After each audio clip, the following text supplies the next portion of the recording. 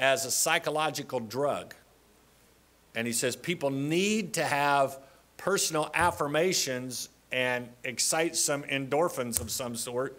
And he says, so it's as addictive as a physical drug is, that you cannot stay away from it once you get onto it. I thought, well, that was interesting. That's coming from the guy who created it.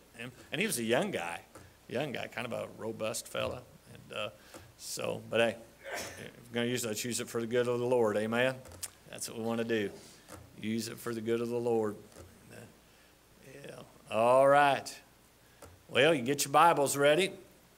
And good to have you again with us this morning. And the Campbells are in Wisconsin. She had a loved one pass away unexpectedly, and so they're over in Wisconsin and won't be back till tomorrow, I'm thinking, maybe later tonight. And so you might remember them and as those who are traveling. And good to have you folks. Yep. 4th grade and up, those who are just coming in underneath the carport. 4th grade and up will be in the auditorium. 4th grade and up will be in the auditorium. And then if we can keep junior church in, we should have plenty of room for junior church this morning. We'll keep junior church in here this morning too, and for the morning hour. And then we'll see what kind of room we have there as far as bringing some other classes in. All righty. All right. I was looking over my calendar this morning, and I thought we held this service, this series, just in honor of Mary Verhaeg's birthday. Is your birthday? When's your birthday? Oh, okay. Whose birthday is this week? There was 2 people. One was Sunday. Oh, it's yours too, Brother Veldhoff? Tomorrow. I did not know that. Well, in honor of Brother Veldhoff and in honor of Veldhoff, Heisinger. It's honoring. Oh, yeah. Somebody's, I looked, and it was today or tomorrow. And Brother Veldhoff, Brother Vince, and then there was a lady. I thought it was Mary. But who knows about my calendar has my granddaughter born one year and the same granddaughter born again the next year. So my calendar is not super reliable right now. And in fact, when Izzy's birthday? Was that in 9 or 10? It was in 9. Okay, so I'll get rid of the other one that says 10. So, all right, would you get your Bibles ready? And you know Brother Davis has been with us a couple of times in the past now. As God has always certainly blessed what you folks have learned. And the timing is remarkable. And at the time, the things that we need right now. And then, I was concerned about that. Lord, did I hit that all right? That timing, was that the right thing to do? And now things have come to the surface, and God has just shown just so sweetly how this was exactly what we needed. And you've got a mic on, so I'm going to get out of here and let him get up here and start the teaching. All right, Brother Davis, if you would, you come. Thank you, Pastor. It's a joy to be back with you again. Thank you for all the kind greetings. Several have asked about our health. I had a really bad cancer that they found back in February. I had surgery in April to get ready for another surgery that I had in August. As far as we know, the cancer is completely gone. So thank you for praying for us. Please keep up the prayers. The message I'm giving today is one that can never be preached too much, and it cannot be heard too much.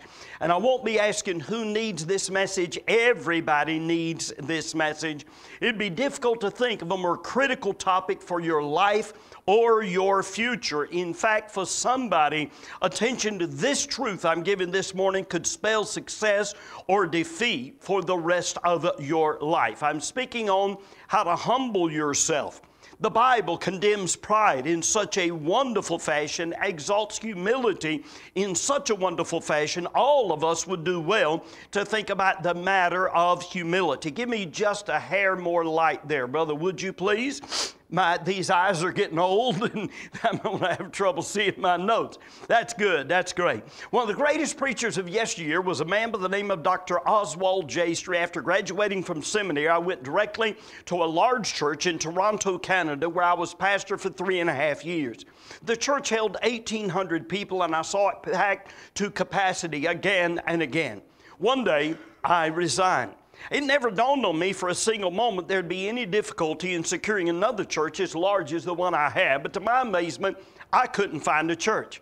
I couldn't get a call. I started preaching in smaller churches, but even the small ones didn't want me. My money was disappearing. I had a wife and child to support. We weren't getting sufficient food. We weren't able to meet our obligations, and I saw starvation facing me. I didn't realize that God was going to break me once and for all, so I kept going down and down. That year, 1919, Paul Rader came to Toronto to hold his first evangelistic campaign in Massey Hall, which was then the largest auditorium in the city of Toronto. With a little glimmer of hope in my heart, I went to the head usher and said, "Would you let me usher during the meetings of this campaign?" The head usher agreed to let me usher and assigned me to the side aisle. Presently, I saw the head usher and the assistant usher conferring and looking in my direction. Then the assistant usher walked right over to my aisle and without saying anything to me, just took over.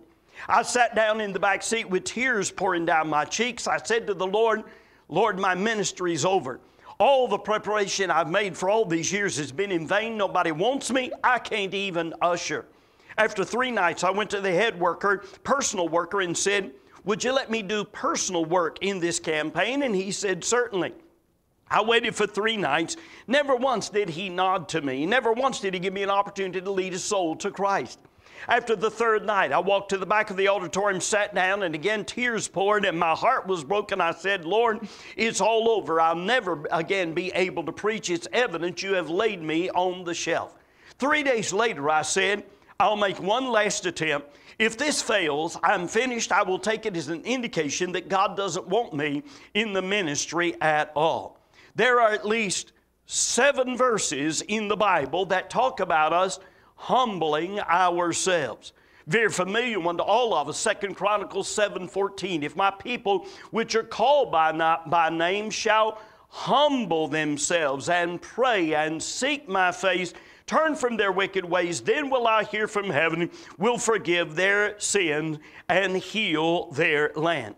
Then in Proverbs chapter 6 verse 3, "Do this now, my son, and deliver thyself. When thou art come into the hand of thy friend, go humble thyself." You've loaned money to a friend. What you've done can easily destroy your friendship. Go to your friend, humble yourself, make sure your friend. Matthew 18, Jesus was speaking, had a little child there with him when he said, "Whosoever therefore shall humble himself as this little child, the same is the greatest in the kingdom of heaven." Matthew chapter 23, verse 12, Jesus said, "And whosoever shall humble himself shall be abased, and he that shall whosoever shall exalt himself shall be abased, and he that shall humble himself shall be exalted." James 4:10, "Humble yourselves in the sight of the Lord, and he shall lift you up." 1 Peter 5:6, "Humble yourselves therefore under the mighty hand of God, that he may exalt you in due time."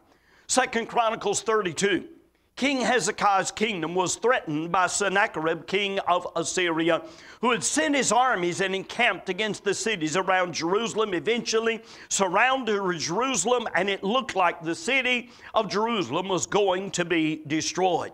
Sennacherib sent a letter to Hezekiah where he defied Israel and defied Jehovah, the God of Israel. Hezekiah took that letter and went in before God and spread the letter out, cried out to God, and God heard his prayer, sent a mighty angel who in one night destroyed 185,000 Assyrian soldiers, an entire army God wiped out. Sennacherib went back to Assyria, where he was killed by his own sons. But the story isn't over. After that, many brought gifts unto the Lord to Jerusalem and presents to Hezekiah, so that he was magnified in the sight of all nations. Could I tell you, if God magnifies you, it is God who magnifies you. He must be the one who gets the credit for doing so. In those days, Hezekiah was sick to the death, and he prayed to the Lord, and God spake unto him and gave him a sign, but Hezekiah rendered not again according to the benefit done unto him. Do you remember what that sign was? It was an amazing thing that's never happened before or since in the history of the entire world. God actually turned the sundial back 10 degrees. The sun ordinarily travels east to west. This is the one time when it traveled west to east. So God not only had to move the sun backward, He had to turn the whole universe backward and move the whole universe. God did that just as a sign to Hezekiah to say, I'm going to let you live a few more years. But a dangerous thing happened in verse 25. Hezekiah rendered not again according to the benefit done unto him, for his heart was lifted up. I remember years ago, many years ago, probably 35 years ago now, was visiting a lady in the hospital. This lady looked at me and she said to me, I'm awfully sick. I'm afraid I'm going to die. And I know why, Pastor Davis. It's because I've been out of church, I'm a Christian, I'm backslidden, I'm out of fellowship with God, and God is dealing with me, chastising me. I didn't tell her that. She was telling me that. And she said, I've got to get right with God or I'm going to die. And she said, not only that, but I've got to get back in church. And I said to her, would you like to get right now? And she said, yes. She bowed her head and prayed. And then she looked at me and she said, I want to promise you that I'm going to be back in church as soon as I get out of the hospital. I said to her, ma'am, do you remember the verse in the Old Testament that talks about Hezekiah? But his heart was lifted up and he didn't render according to the benefit done unto him. If God heals you, you better get back in church. She said, I'm going to be there as soon as I get out. I never saw her. Not one time. And I wondered, why don't people serve God after all the good God has done to them? Because their heart is lifted up. They are filled with pride. You remember Proverbs 16:18, pride goeth before destruction, and a haughty spirit before a fall. Therefore was wrath upon Hezekiah and upon Judah and Jerusalem, when those in leadership or authority, in the home or wherever it might be, manifest pride, then the wrath that comes from that comes not only on them, but on whomever they are serving. If you're proud, then your wife and your children are probably suffering because of it. Now, thank God for this next verse. Notwithstanding, Hezekiah humbled himself for the pride of his heart, so that the wrath of the Lord, and I'm trying to save a little time here by skipping over some things. I hope you'll give me a little bit of leeway there. Came not upon the days of Hezekiah, and he had exceeding much riches and honor, treasuries for silver, gold, precious stone, jewels, storehouses for the increase of corn. Moreover, he provided cities and possessions and so on, God giving him substance very much. Now, I said I'm speaking on the subject, how to humble yourself. And I have to be very honest right up front and say, I'm scared to death to preach on this subject. I'm afraid to preach on humility because I know I have not arrived there yet. Somebody said, read it with me. Would you please off the screen, everybody? Humility is that. It's so true. Benjamin Franklin said, for even if I could conceive that I'd completely overcome pride, I should then probably be proud of my humility. I heard about a fellow who said he had a message on humility, and as soon as he got a big enough crowd, he was going to preach it. My guess is he never preached it. Somebody else said, you don't have to try that hard to be humble. You're not all that great anyhow. But the most powerful quote I've ever heard on humility, I think, was this: faith gets the most, love works the most, but humility keeps the most. We will either humble ourselves before God or God will humble us. And the problem with a man waiting on God to humble him is that often that man winds up humiliated. You study the proud men of the Bible, you'll see that when God humbled them, they also often usually wound up humiliated. Pharaoh said, no, I won't let the people go. And a little while later, he's holding his firstborn son's lifeless body in his arms. But his pride was still not done, because a few hours later, his whole army was destroyed in the Red Sea. Belshazzar refused to humble himself. The fingers of the man's hand came writing on the wall, and he was absolutely finished. King Belshazzar, standing in front of all of his kingdom, literally his knees knocking together in front of all these people. He is scared out of his wits. And that night, the whole kingdom was overrun. God didn't just humble him, God humiliated him. Herod in the book of Acts made an oration, and the people said, it's a God speaking. And God smote him with worms, and he died a horrible death in front of everybody. We're talking about the terrible consequences of pride. In the message, What Pride Does, which is also available on the table, I said that pride hides from you. It'll be there and you won't be able to, it's like you can't find it. It keeps you from getting God's help, and it takes glory that is due to God alone and will deliver you to destruction. Read with me off the screen, everybody, would you please? The sin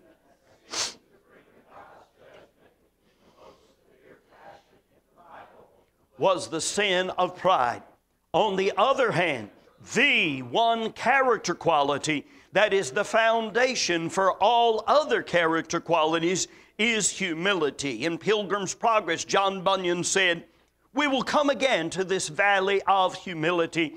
It is the best and most fruitful piece of ground in all these parts. So, how can you humble yourself? There are actually steps that you can take, decisions that you can make, actions that you can use to humble yourself. I suggest you write these down and hold on to them. They are really, really important. Number one, pass praise to God and to others. Do you notice what happened in that passage with Hezekiah when he rendered not again? His heart was lifted up. He accepted the credit for what God had done instead of passing the credit on to God. 185,000 soldiers are dead. The sun has moved backwards 10 degrees. 15 years have been added to this king's life, and he is taking credit for that? Now let me ask you, what has God done for you? Do you really have any right to take the credit for that? Passing praise or deflecting praise or redirecting praise is a key way you can show humility. Romans 13:7, render therefore to all their dues. It means pay your debts. Not just financial, but other kinds as well. Pay your debts to your parents, your leaders, to God. Give to others and to God the credit for whatever good things happen in your life. Proverbs 27:21 is a key verse in relation to this. Read it out loud, please, would you? As the fining pot for silver and the furnace for gold, so is a man to his praise. So praise is God's furnace to burn out the dross and impurities in your life and leave behind pure gold or silver that you can then give to God Himself. I was in Oregon a number of months ago now.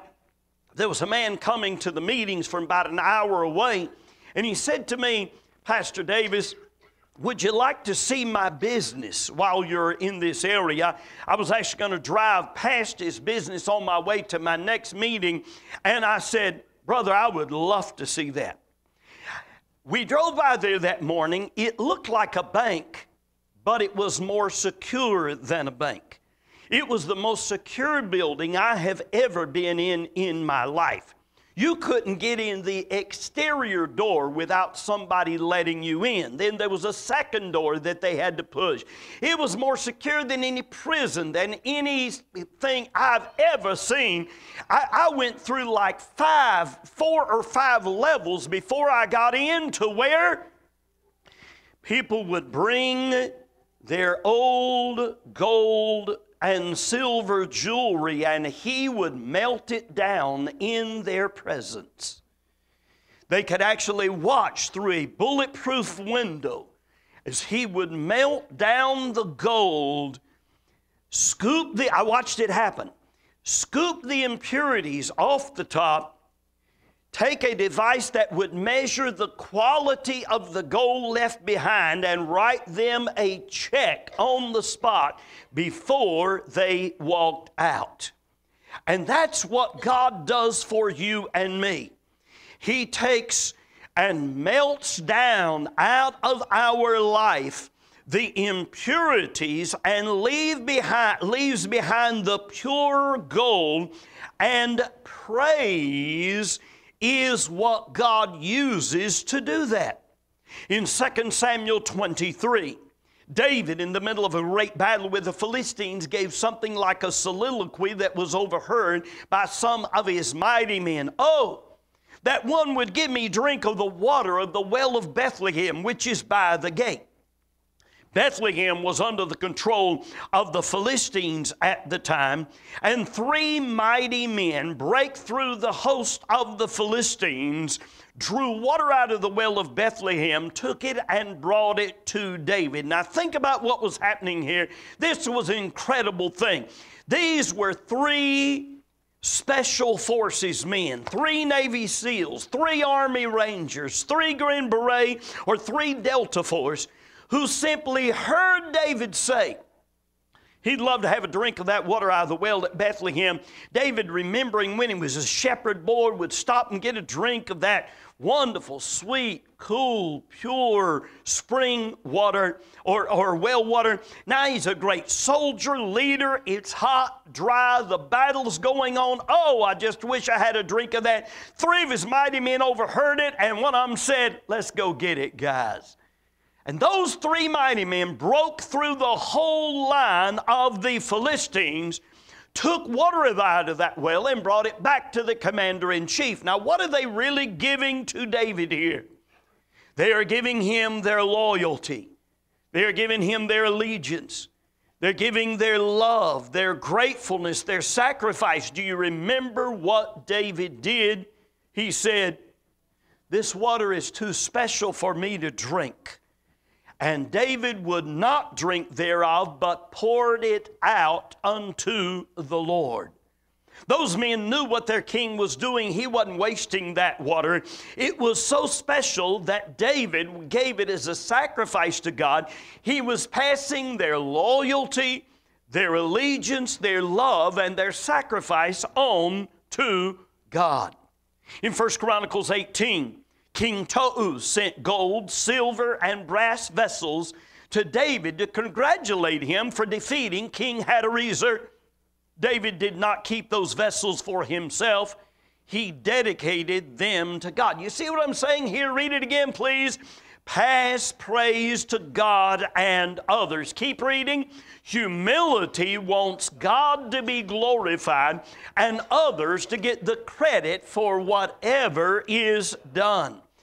Now, you ever get tired of all the politicians saying, "I did this, I've done this, I've done this"? Somebody said, "Toot your own horn and the notes will be flat."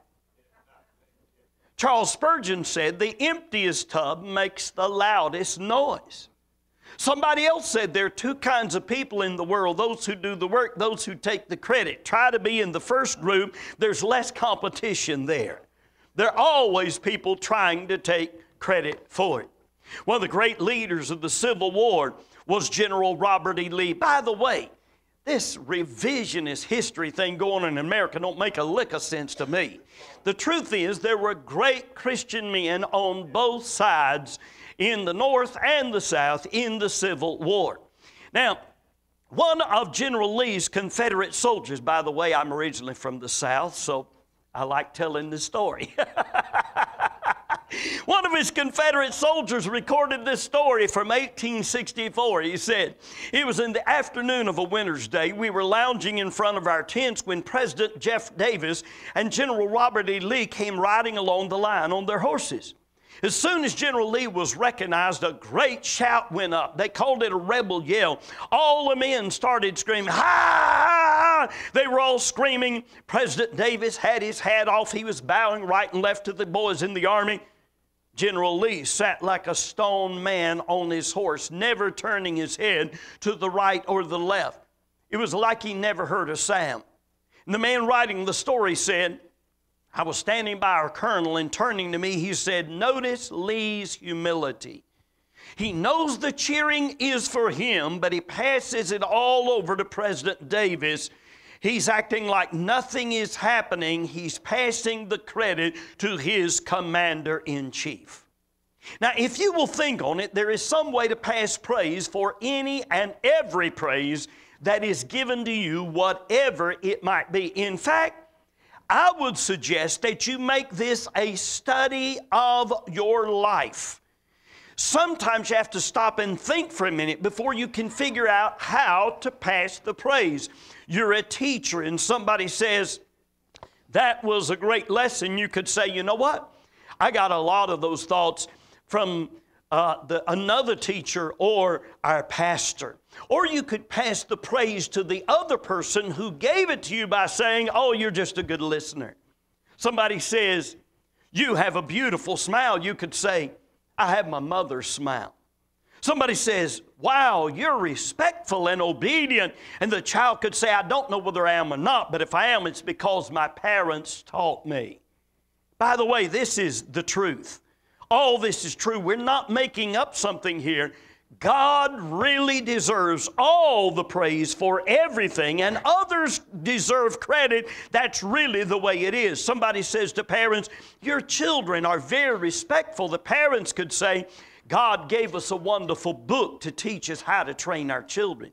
Somebody says, "You're a hard worker." The child could say, "My grandpa taught me how to work." To a girl, somebody says, "You're a good cook," and the child could say, my grandma taught me how."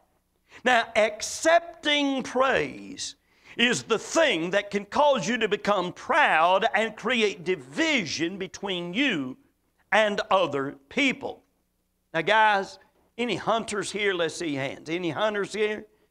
Just a few hunters. I was in Alaska back in March, and I was at a men's retreat, and there was a guy there that just shot a Kodiak bear. And he was showing everybody the pictures of it, so I talked to him when I got to this spot right here. Somebody says, "Wow, that's some buck you shot." And you say, "Well, I guess I am a pretty good shot." Guess what? You probably won't get it all next year. My grandson, in fact, their pictures are on the screen back here. Let me see, where was that? I just passed that picture. There, right there. My grandson Judah, when he was 10 years old, he shot a 12-point buck. And he was strutting around like he was the President of the United States. And he was telling everybody, "I'm going to get a bigger one next year." And I said, "Judah, careful, buddy. What you say is God directed my shot." He said, "No, I took that shot." I said, "Judah, you just don't understand. You don't say that kind of stuff." He said, "But I did, Grandpa." And he said, "I'm going to get a bigger one next year." Guess who got the big one next year? The little sister right in front of him. 8 years old, shot a 20-point buck. Yes. And anyway, he learned his lesson. See, pride cometh before destruction, and a haughty spirit before a fall. And if you don't humble yourself, God will humble you. So you're going to be out there, and there's going to be a 250-pound, 20-point buck 10 yards from you, and you're going to shoot 3 times, and he's just going to wander off, and you're going to say, what in the world happened? And about that time, you're going to hear God saying in your heart, I just wanted you to know who gave you the buck last year. What you say is, the Lord brought that buck by my stand, or the Lord guided my shot, or the Lord guided my arrow. By the way, a key thought that ties in here, read it with me. Everywhere, would you please? You.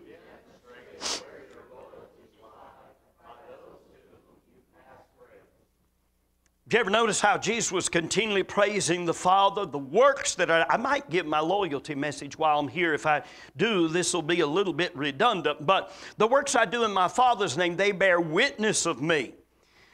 Many good works have I showed you from my Father. And for my Father is greater than I. There are those who take that and say that Jesus was denying that he was God in the flesh. Oh, no. Excuse me, that is not a denial of deity. That is an affirmation of loyalty. Anybody who's humble will say that others are greater than they are. All things I've heard of my Father, I've made known unto you. Jesus was passing the praise to the Father for all the things that he taught his disciple. I remember a conversation I had one day with a lady, and I commented to her that there was really great wisdom in what she was saying, and she immediately replied, well, if that was wise, I'm sure I learned it from my husband because he is such a wise man.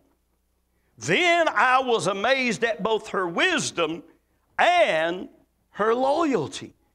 I love it when I comment to a young man that the lawn he has mowed looks neat and orderly, and he says, my dad taught me how to do that. He's passing the praise. Now, what is really fun is passing praise back and forth that is passed to you. This conversation actually happened at our home around Christmas several years ago. One of my grandchildren looked at me and said, thank you, Papa, for my gift. And I said, thank you for being grateful. He looked back at me and said, thank you for teaching me to be grateful. I looked back and said, thank you for learning. And he said, thank you for not giving up trying to teach me. I remember when my grandson David, he's at the back on the left there. When he was 2 years old, his mom said, I really appreciate you picking up your toys. He looked back at his mom and said, thank you for being grateful, Mommy. Here's a girl with a new engagement ring. And people will usually will often say to the guy, boy, you did good. And even then you could say she's worth more to me than any ring I could have bought her would have shown. And I promise you she will be. One of the best things siblings can do, brothers and sisters, to promote a sweet spirit in their home is to learn to pass praise to each other. How powerful, how humble it is when a younger brother says, my older brother taught me that. My sister helped me figure that out. At the root of all fights, contentions, and disagreements is pride. Always. Only by pride cometh contention. What are we dealing with right now with North Korea? We're dealing with pride. We're going to show you we're stronger than anybody else. Peace through strength is great and deters wars. Pride through strength is detestable and starts wars. And at the root of all contention on the smallest level in your home or the biggest level among nations is pride. Dads and moms, when your children are fighting, you'd be wise to ask, where is the pride here? Can we pause here and just find out who is evidencing pride? Lord willing, I'm going to preach tonight my newest message, or one of my newest messages on how, excuse me, the life-transforming power of kindness. Pride easily breaks the law of kindness. And it is always evident on one side or the other, and often is present. I'm thinking of some folks right now, been fighting for months, some folks I love and know well. And I'm just thinking, there's pride right there. I see it. There's pride right there. And if y'all would just both lay down your pride, you can work this out. Now, you won't agree with what I'm about to say, and that's all right, okay? One of the most difficult things I've tried to learn, and I've certainly not arrived yet, is to not use the word proud when I'm praising somebody. It's part of our culture. But the Bible does not say a wise son makes a proud father. In fact, I cannot tell that the word pride or proud is ever used in any positive way in the entire Bible. But the Bible says a wise son makes a glad father. Now, I don't think it's a sin for you to say, I'm proud of you, son. But I believe it's more biblically accurate for you to say, son, you make my heart glad. Son, you are such a blessing to me. Son, my spirit is refreshed each time I think of you and how God is using you. So that was the first point. It's the foundation for all the others. Number two, read it please, everybody. Serve.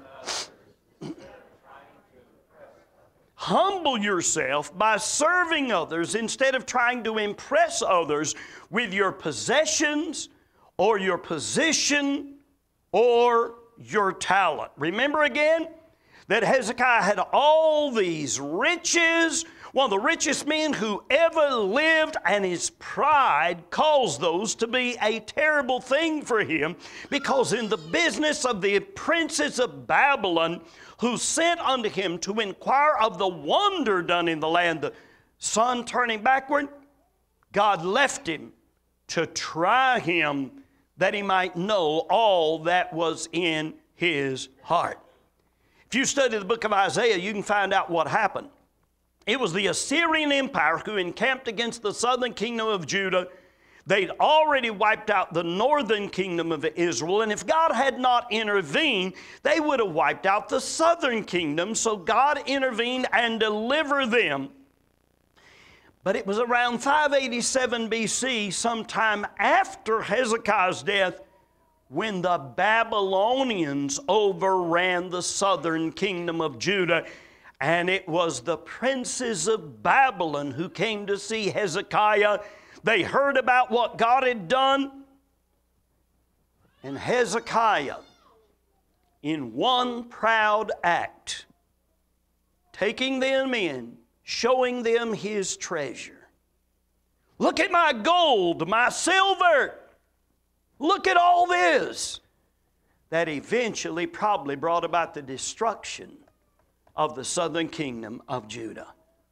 Isaiah the prophet looked at Hezekiah and said, what have they seen in thine house? What did you show them? What in the world were you doing, Mr. King, taking them in and showing them all of that? And our problem is the same problem Hezekiah had. We want glory for ourselves instead of giving glory to God. How do we do that? We do things to try to impress our friends and our neighbors. You know what you better do? You better quit trying to keep up with the Joneses. Sometimes the Joneses are having trouble keeping up with themselves.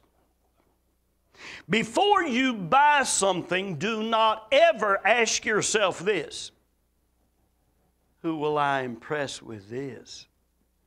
Who's going to be wowed by this? There's only one question that matters, and that is, before you buy anything, does God want me to have this? That's all that matters. One reason I know the boyfriend-girlfriend game is not of God is because of some of the bad fruit I remember from my own teenage years.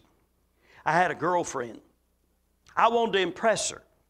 But all I could drive around then was an old beat-up 55 Chevy that belonged to my dad.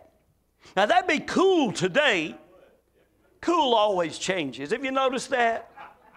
Back then, it wasn't cool, it was old. That's all I had. And a friend of mine liked the same girl. And he got a 65 Chevelle with a 3-speed on the column. And I thought, I can't let him outdo me, and I went out and bought a 1962 Corvair. I paid $250 for that baby. I was going to impress my girlfriend. And you know what? I couldn't keep that car running. I paid $250 for it, spent another $150 on it. Anybody here ever had a Corvair? Do you remember? You couldn't keep oil in them. Every time you put gas in, you had to add oil. I'm serious. They burned oil, and you couldn't keep a fan belt on the things. They threw fan belts off all the time, and you know what? I bought that car to impress my girlfriend, and God taught me a precious lesson that I learned as a teenager. You don't get ahead by trying to impress people in this world. How do you, how do you humble yourself? Get rid of anything that for you is a status symbol.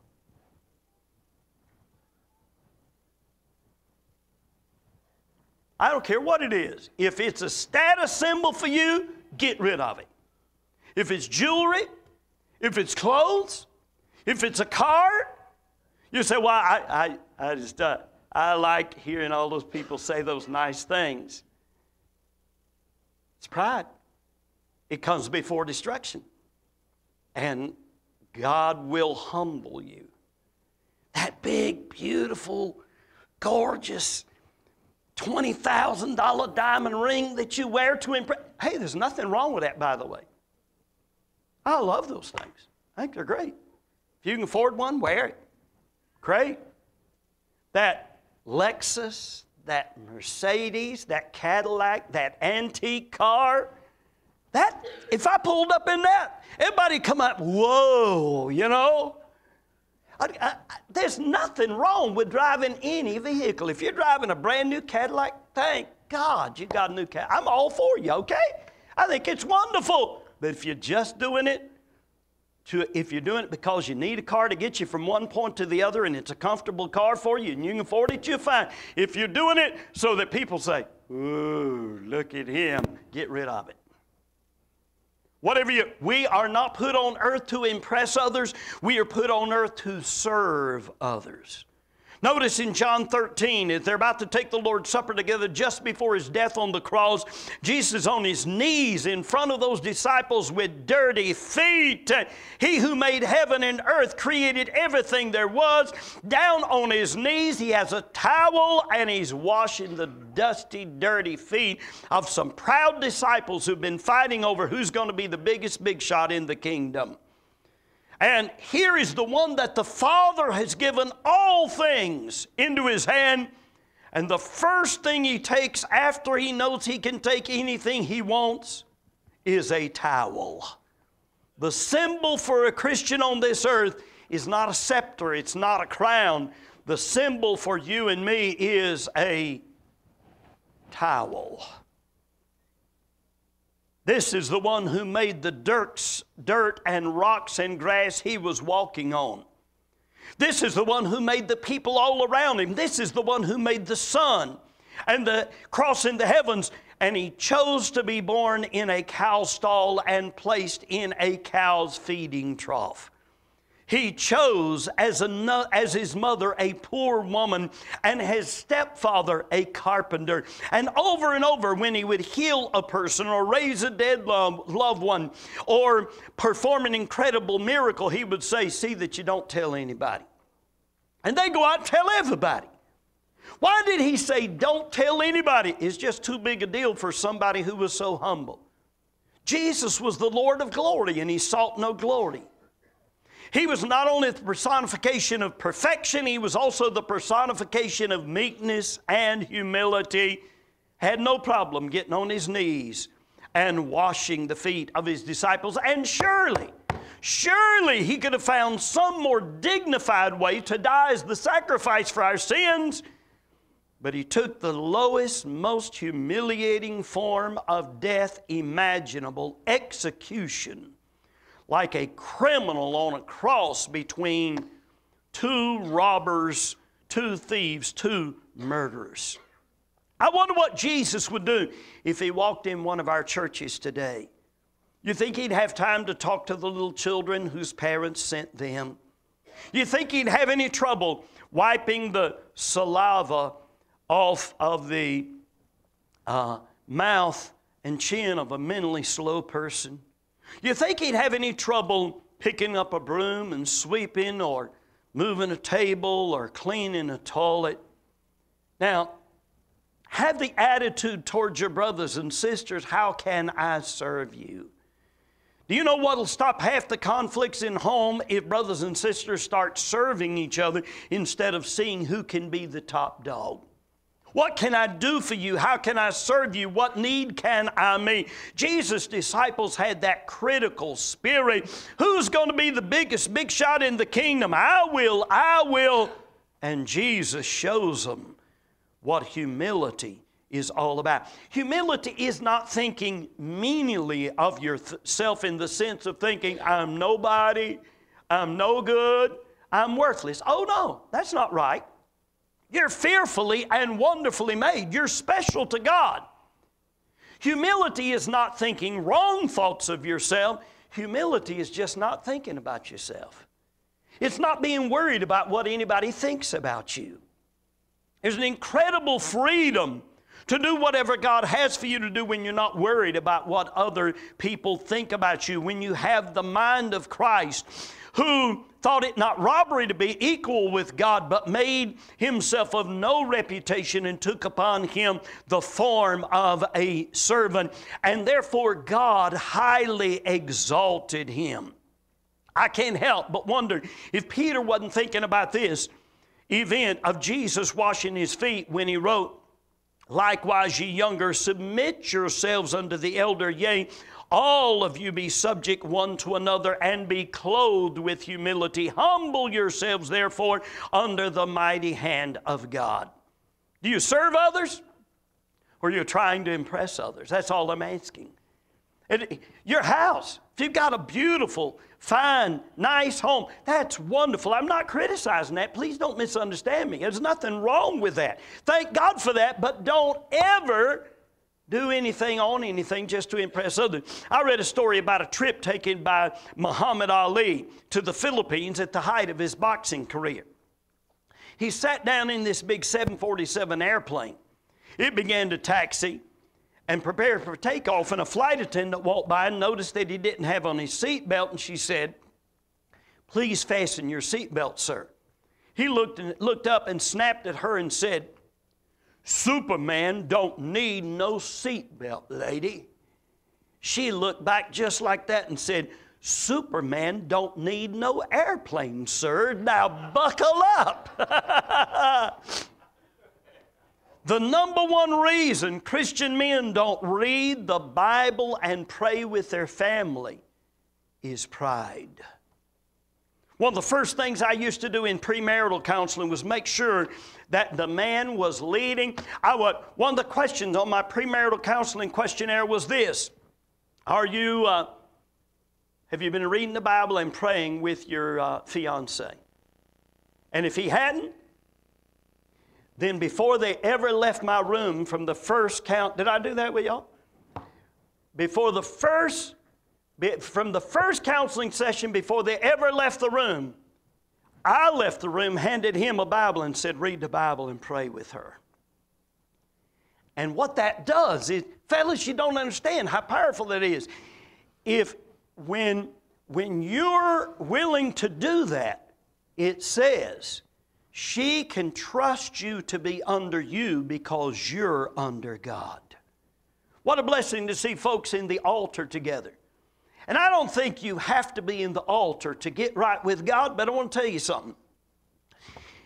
If it is pride that keeps you from coming to the altar, then you ought to come to the altar just to say, "God, I'm coming in order to humble myself. Now, I'm running out of time here, so I got to skip a whole bunch of stuff here. Y'all forgive me here while I hope I don't go too far. Let me see here. Once Hitler was known to be dead, the one that the Allied intelligence wanted more than anybody else was Gestapo chief Heinrich Himmler.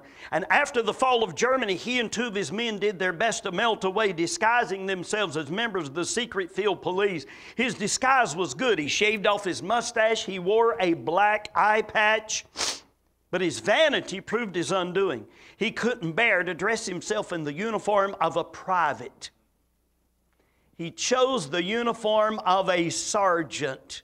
And the Allied forces had instructions to arrest all members of the secret field police, beginning with the rank of sergeant. And he might have escaped if he could have simply borne the thought of being a private. Number 3, read it please. Confess. Notice again. Hezekiah humbled himself for the pride of his heart. That's what Proverbs 6:3 is talking about. Go to your friend and humble yourself. We lose friendships because we're not willing to admit when we're wrong. Confess your faults one to another. Dr. Tom Williams said, anybody can live with anybody if they're willing to be a nobody. A father was asked how his family was doing so well, and he said, we have a successful family because I ask for forgiveness 2 or 3 times a week.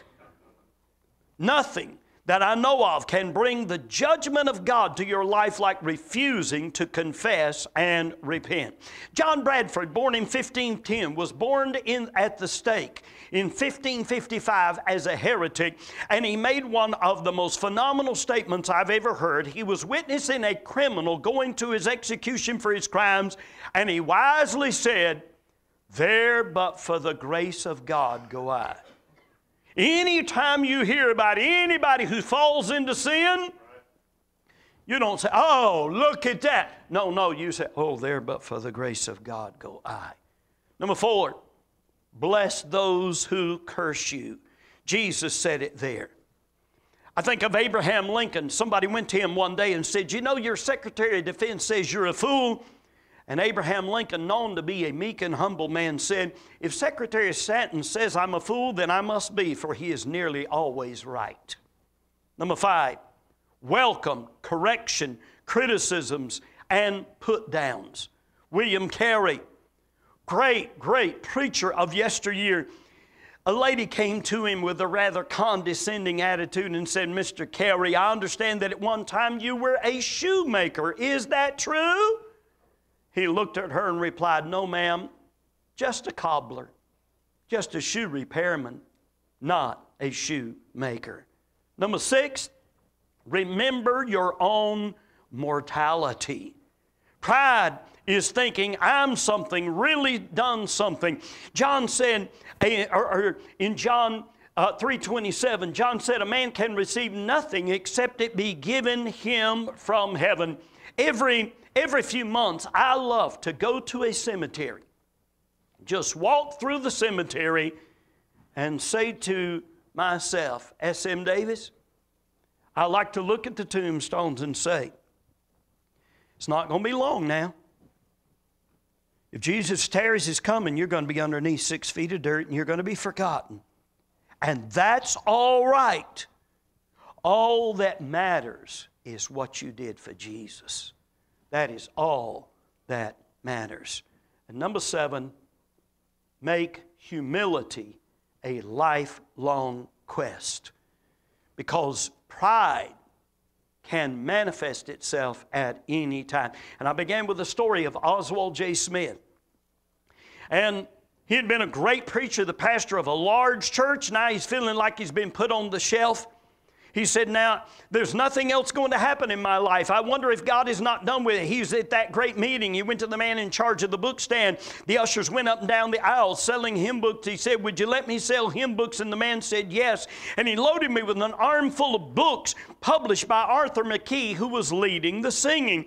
And I heard Arthur McKee step to the front of the platform and say, tonight, we're going to sing a new hymn, one that has been published in this hymn book for the first time. It is entitled, Save, Save, Save, My Sins Are All Forgiven, or something like that. Then he pointed to where I was selling the hymn books and said, do you see that young man selling the hymn books? Everybody looked at me. That young man wrote this hymn, and I wanted the floor to open it up and let me through. I stopped selling hymn books as quickly as I could, got out of sight, and I will never forget the great singing of that hymn as 3,400 voices sang it for the first time. And I went back home with a new joy in my heart, and I said, Lord, I'm not on the shelf. You haven't given up on me. You've simply been breaking me. I've been too proud. You couldn't trust me. Suddenly, to my amazement, I received a cable from the Spurgeon Tabernacle in London asking me if I'd cross the Atlantic and occupy their pulpit for several weeks. After fulfilling that, I came back to Toronto. Phone calls started coming in and poured in for the rest of my life. But God had to break me before He could use me. Are you humbling yourself? Father, give us wisdom to make the decision to humble ourselves so you don't have to humble us. In Jesus' name, amen. Pastor.